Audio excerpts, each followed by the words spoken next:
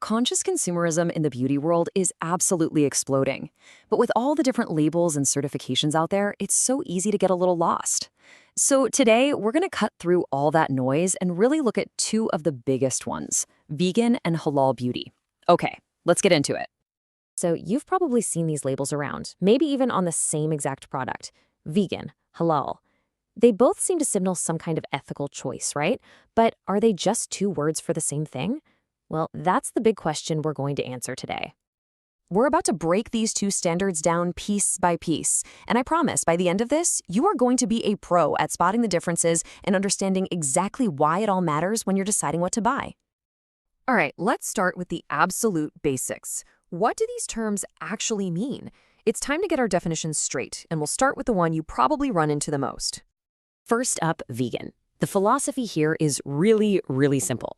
If an ingredient comes from an animal, it is not in the product. The whole idea is rooted in animal rights, the complete and total avoidance of animal exploitation. We're talking zero animal ingredients, period. End of story. And this is where it gets real, because we're not just talking about the super obvious stuff. A lot of common ingredients are completely out. Things like beeswax for texture, collagen for plumping, and even carmine, which is a really common red pigment made from crushed insects. Yeah, if it came from an animal, it's a hard no. Okay, now let's switch gears and talk about halal. This is where things get a little more layered. See, halal isn't just about avoiding a few ingredients. It's a whole framework based on Islamic principles of purity, cleanliness, and what's permissible, from the very first ingredient to the finished product. So, for a product to get that official halal certification, it's a whole process. It means no specific types of alcohol, nothing from forbidden animals like pigs, and a manufacturing process that is squeaky clean to make sure there's no contamination.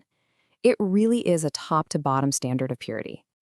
So we've got two different rule books, right? One is focused on animal rights, and the other is focused on religious principles. But here's the twist. They actually have a ton in common. In fact, the overlap is so big, it's really no wonder people get them mixed up sometimes. At their heart, both movements are driven by this really powerful idea of making ethical and mindful choices. So where do they meet? Well, both are really tough on a lot of animal-derived ingredients, and they both demand transparency from brands. And here's an interesting point.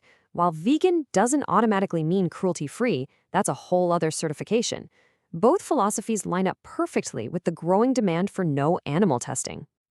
And here's the takeaway from all that. A product that manages to be both vegan and halal is a huge win-win. It speaks to this massive, diverse group of people who care about animal welfare, religious compliance, or maybe even both. That is a powerful combination in today's market. Okay, now for the main event. We've seen the similarities, and those are super important, but understanding the differences, that's what's going to make you a truly informed consumer. If you boil it all down, here's the main difference. Veganism draws one hard line in the sand. No animal-derived ingredients. That is the entire focus. Halal, on the other hand, is a much bigger picture. It covers everything from the ingredients to the production methods, all under the umbrella of Islamic law. And hey, if there is one single thing you remember from this explainer, make it this: alcohol. It is the clearest, most practical example of where these two paths split. Just picture this. You've got a face serum that is 100% vegan. Everything in it is made from plants. But if it contains a simple fermenting alcohol like ethanol, even if that ethanol came from a plant, it's an absolute no-go for halal certification. That one rule tells you everything about their different priorities. And it's not just about the rules on the label. It's also about who is enforcing those rules. Getting a halal certification is a whole different ballgame. It's not just checking off a list. It requires specific oversight and approval from recognized Islamic authorities, which is a very serious process. So we've covered the what, the how, and the why.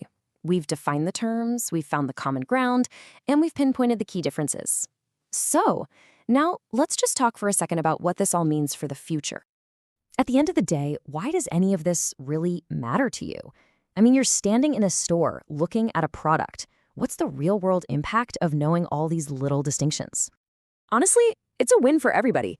For brands, understanding and using both standards opens the door to these huge, diverse global markets.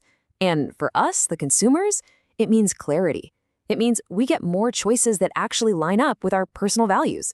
It's about having real confidence in what you're buying. So here's the bottom line. Vegan and halal are like allies in the conscious beauty movement, but they're not identical twins. They share some really powerful ethical goals, but they get there from different, deeply rooted principles. And that brings us to the big question, doesn't it?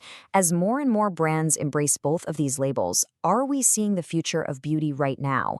An industry where personal ethics and deep-seated faith can come together to create a more inclusive, thoughtful world for all of us. What do you think?